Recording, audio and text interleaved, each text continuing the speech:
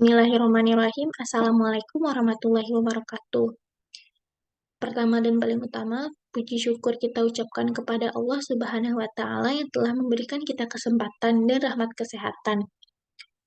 Sebelumnya, saya Sri Rara Julianti dengan NIM 2103648 akan menyampaikan materi praktikum pada mata kuliah Kimia Analitik 2, yaitu kromatografi kolom. Nah, tanpa memperpanjang kata-kata pembuka, marilah kita masuk kepada materi mengenai kromatografi kolom. Kromatografi itu sendiri adalah salah satu metode pemisahan kimia yang didasarkan pada adanya perbedaan partisi zat pada fasa diam dan fasa gerak. Nah, kromatografi kolom adalah kromatografi yang menggunakan kolom sebagai alat untuk memisahkan komponen-komponen dalam campuran menjadi unit-unit yang terpisah satu dengan yang lain berdasarkan sifat-sifat sifat masing-masingnya. Nah, sifat masing-masingnya disebut yang dikatakan di sini yaitu perbedaan kelarutannya, perbedaan kemampuan menyerap atau terikat pada komponen lain, perbedaan muatan ionik, ukuran molekul, dan lain sebagainya. Nah, pada fasa diam itu terdapat eh, terdapat fasa diam dan fasa gerak, di mana fasa diam itu adsorben padat, biasanya berupa silika gel atau alumina dan pasir. Sedangkan fasa geraknya yaitu eluen atau solvent, biasanya menggunakan etil asetat, etanol, dan N-heksan. Nah, pada slide dapat kita lihat kerangka dari eh, kolom-kolom kolom itu sendiri. Yang paling atas yaitu cadangan fasa gerak atau pelarut pelarut atau eluen. Nah, di bawahnya terdapat fasa gerak yang digunakan.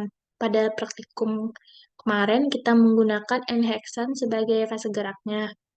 Nah, di bawahnya terdapat fasa diam. Pada praktikum pada praktikum kita menggunakan pasir sebagai fasa diamnya yang telah dicuci bersih dan dikeringkan.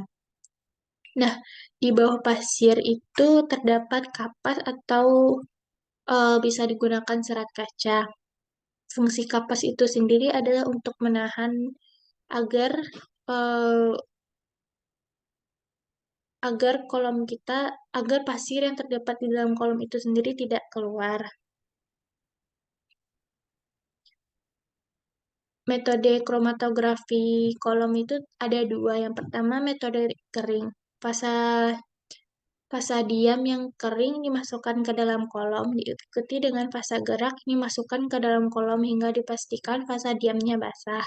Sedangkan pada metode basah itu, yaitu fasa diam dan fasa gerak terlebih dahulu dilarutkan dengan hati-hati, dimasukkan ke dalam kolom dan pastikan jangan sampai ada udara di dalamnya.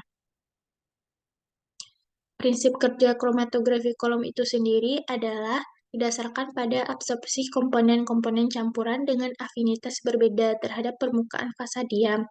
Sampel yang mempunyai afinitas besar terhadap fasa diam akan secara selektif tertahan, begitu pula sebaliknya.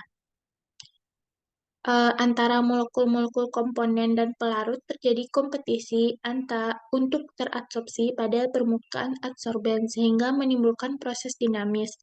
Keduanya secara bergantian tertahan beberapa saat di permukaan adsorben dan masuk kembali pada fasa gerak. Pada saat terabsorpsi, komponen dipaksa untuk berpindah oleh aliran fasa bergerak yang ditambahkan secara kontinu. Akibatnya, hanya komponen yang mempunyai afinitas lebih besar terhadap adsorben akan secara selektif tertahan. Komponen dengan afinitas paling kecil akan bergerak lebih cepat mengikuti aliran pelarut. Proses adsorpsi yang baik adalah proses yang mempunyai kesetimbangan absorpsi dan desorpsi yang baik. Nah, berdasarkan polaritas relatif fasa diam dan fasa geraknya, kromatografi itu sendiri terbagi menjadi dua. Yang pertama ada kromatografi fasa normal, di mana fasa diamnya bersifat polar, contohnya ada silika gel dan alumina, dan fasa geraknya bersifat nonpolar, contohnya N-heksan dan benzen.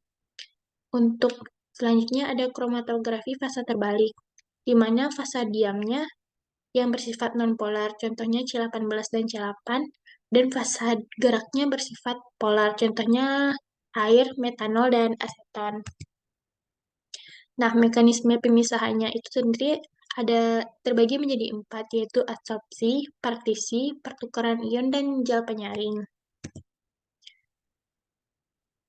Nah, kromatografi kolom itu sendiri termasuk ke dalam kromatografi pemisahan dengan metode adsorpsi atau penyerapan.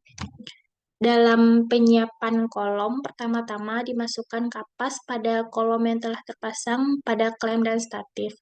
Fungsi kapas untuk menahan silika gel atau pasa gerak kita agar tidak keluar dari kolom. Selanjutnya ditambahkan sedikit aquada sehingga kapas basah seluruhnya. Tujuannya adalah untuk memadatkan kapas sehingga tidak ada lagi udara yang terkandung di dalamnya. Karena jika terdapat rongga udara, maka akan menghambat pengelusian. Lalu dimasukkan pasir yang telah dicuci bersih dan dikeringkan sebagai adsorben atau fasa diam kita. Kemudian ditambahkan N-heksan ke dalam kolom dan dialirkan terlebih dahulu melalui keran agar pasir dan kapas dapat terbasahi oleh pelarut. Dan untuk meminimalisir rongga udara sehingga komponen benar-benar padat dan pengelusian berjalan lancar. Lalu dimasukkan sampel yang telah digerus sebelumnya dan diambil ekstraknya. Sampel yang digunakan yaitu adalah daun pandan.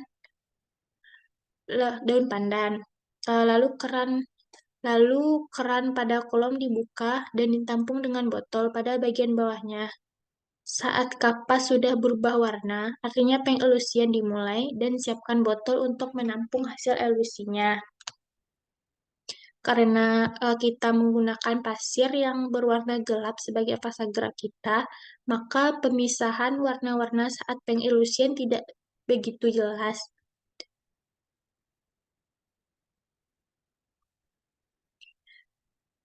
Nah, pada video yang ditampilkan dapat dilihat bagaimana pengelusian pada kromatografi kolom itu sendiri terjadi. Dalam kolom tersebut, cara kerjanya dapat kita lihat bahwa partikel yang kepolarannya sama dengan kolom akan tertahan dan sebaliknya, partikel yang kepolarnya berbeda akan terus mengalir mengikuti aliran. Dan di sanalah partikel-partikel akan terpisah di dalam kolom.